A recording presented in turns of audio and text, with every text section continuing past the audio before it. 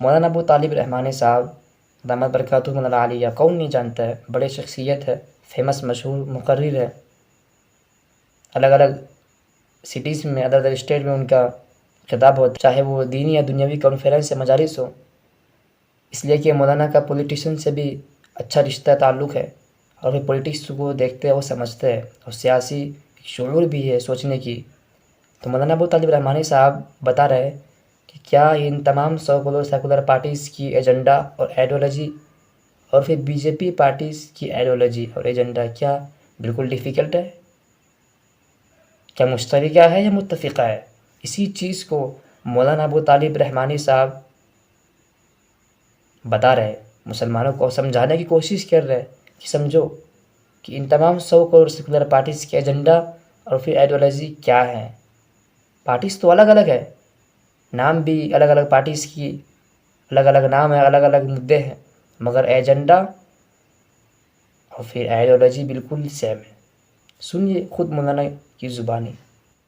جہاں تک پولیٹکس کی بات ہے، میرا اپنا تجزیہ، میرا ایک اپنا معمولی طالب علمات جو تجربہ ہے، طالب علمانہ تجربہ، میں وہ رکھنا چاہتا ہوں۔ ہندوستان میں کانگریس پارٹی ہو یا جنتا دل، ٹوٹی ہوئی جنتا دل، بکھری ہوئی جنتا دل، سمٹی ہوئی جنتا دل، یا جنتا دل جو رہی ہو، اور B J P, C P I M, C P M, چونکہ میں کلکتہ میں رہتا ہوں تو میں نے کمیونسٹ پارٹی کو بہت قریب سے دیکھا ہے، یا ٹی ایم سی ہو، یا نتیش کمار صاحب کے جے ڈی یو ہو، جو نتیش جی، جو لوگ مجھے جانتے ہیں وہ اچھی طرح جانتے ہیں کہ نتیش جی، لالو جی میرے اچھے دوستوں میں سے ہیں، رہے ہیں، اور بات ابھی بھی ہوتی رہتی ہے۔ بنگال میں دیدی سے مراسم ہیں۔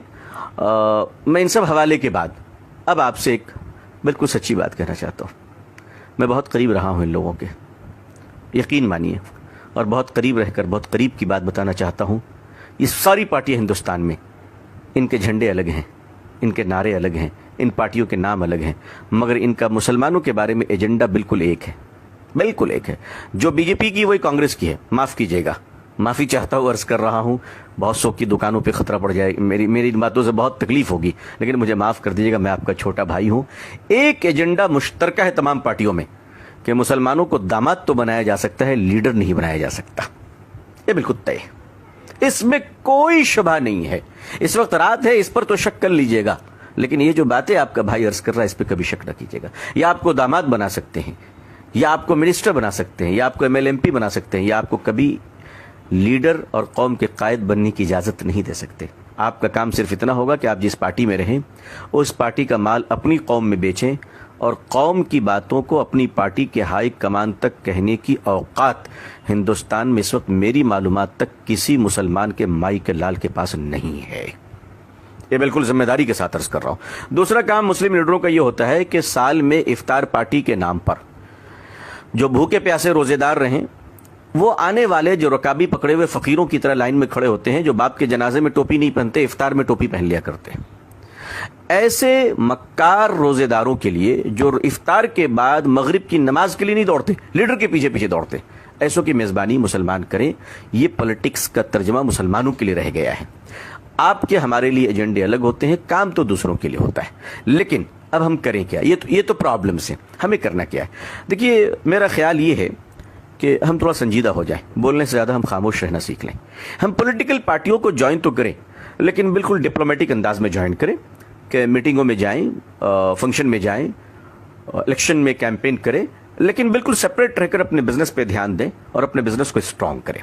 ہم لوگ کیا کرتے ہیں کہ مسلمانوں کی ایک بڑی اچھی عادت یہ ہے کہ مسلمان ایک وفادار قوم ہے، اس میں کوئی شبہ نہیں، لیکن اس وفاداری کا غلط فائدہ یہ اٹھتا ہے کہ وہ جب پارٹی میں جاتے ہیں تو وہ یہ سمجھتے ہیں کہ ان کی نافرمانی گویا کہ نعوذ باللہ خدا کی نافرمانی ہے، اور وہ اس قدر وفادار بن جاتے ہیں کہ اس پارٹی کی وفاداری کے چکر میں، معاف کیجیے گا، وہ اپنے رب کے باغی بن جاتے ہیں۔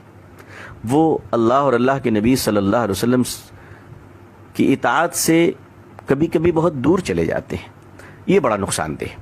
اب آپ خاموش رہنا سیکھیں، واچ کرنا سیکھیں، پولیٹیکل پارٹیوں کو آبزرو کریں، ان کو چیک دیں، کہا بالکل میں آپ کے ساتھ ہوں، لیکن آپ سوچیں کہ آپ کو کیا کرنا ہے، آپ کا ووٹ کدھر جائے گا، آپ کدھر کیا کام کریں گے۔ الیکشن سے پہلے آپ کیلکولیشن کیجئے، اس ملک کا کرسچن سڑکوں پہ نکل کے جلسہ کیوں نہیں کرتا؟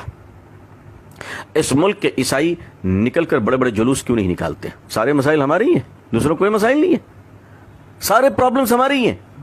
آخر ہم لوگوں نے کیا کر رکھا ہے؟ اچھا ہمارا ایک بڑا پرابلم یہ ہے کہ اگر نتیش جی کی پارٹی ہار گئی تو ہمیں تکلیف، لالو جی ہار گئے تو ہمیں تکلیف، دونوں کے جھگڑے ہو گئے تو ہمیں تکلیف، کانگریس ہار گئی ہمیں تکلیف، بی جے پی جیت گئی ہمیں تکلیف. ہم نے سارے درد کا ٹھیکہ لے رکھا ہے. آخر ہم نے کیا کر رکھا ہے؟ جو جیتے ہیں وہ ہمارے چچا نہیں، جو ہارے ہیں وہ ہمارے ماموں نہیں. یہ سیکھنا شروع کیجئے، اپنی ہمت رکھیے اور ہمت رکھ کر کام یہ کیجئے کہ بالکل تال سے تال ملا کر جو بھی حکومتیں ہیں مل کر چلیے، اور آپ کا اپنا ایجنڈا ہونا چاہیے، آپ کے اپنے ایجنڈے ہونے چاہیے، آپ کی اپنی تحقیق ہونی چاہیے. آپ نے سنا یقیناً کہ مولانا ابو طالب رحمانی صاحب کیا بتا رہے ہیں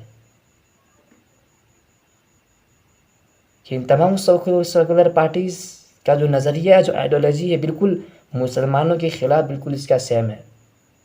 کوئی ڈیفیکلٹ نظریہ نہیں ہے جو آپ سمجھ رہے ہیں. یقیناً اس ویڈیوز کو سننے اور سمجھنے کے بعد آپ کو بھی سمجھ میں آ گیا ہوگا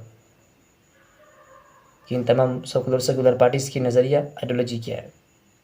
اگر سمجھ میں آ گیا ہے تو اس ویڈیو کو شیئر کریے. السلام علیکم.